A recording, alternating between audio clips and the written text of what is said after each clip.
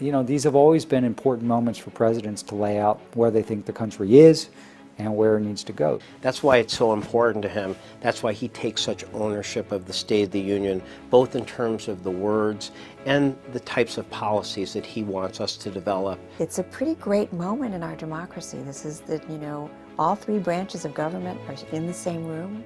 We are 1 week away from the State of the Union.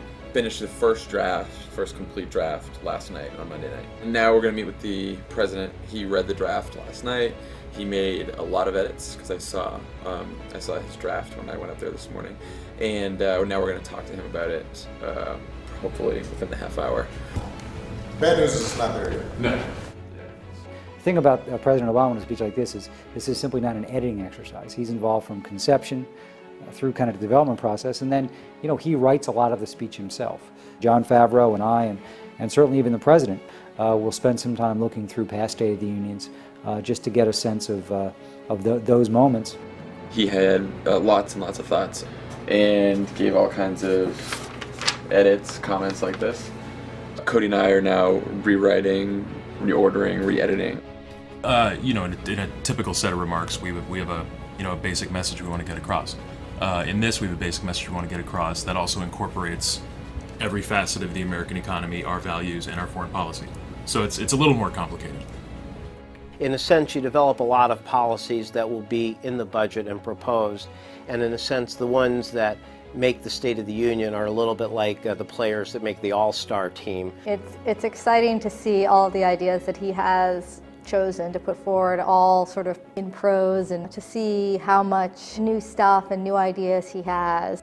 He really wanted us to focus on those types of economic policies that could have a tangible effect over these next few years in getting more Americans back into the top of high-paying, durable jobs that last. Part of this is going to be, I think, making real and concrete the vision that the president talked about in his speech in Kansas a few weeks ago. Ways that we're going to make this a more fair society, but also make it clear what it means, how it's going to affect people in their daily lives.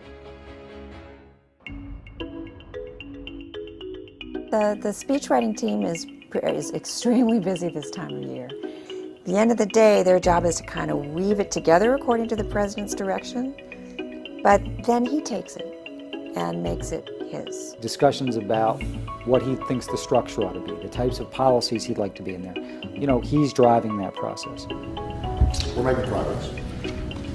I think the basic. It's exciting to see it go from, a hodgepodge of interesting ideas based on a vision that the president has presented to us, to something which articulates so clearly direction. We'll go to all of the policy folks, the economic team, folks who do energy, foreign policy, national security folks, the research department, who they vigorously fact check it, the new media folks who will do an enhanced version online, people handling who's going to be in the First Lady's box. We like to highlight the people who are going to be mentioned in this speech to sort of actually put a face to these policies. So the reason they get mentioned in this speech is to give reality and humanity to the policies that we're suggesting. And it's nice to have them there to make a really concrete connection. They're sort of representative of America. The big things that we could get done together as a country are going to be the common sense, bipartisan things you're going to hear the president talk about in the State of the Union on manufacturing,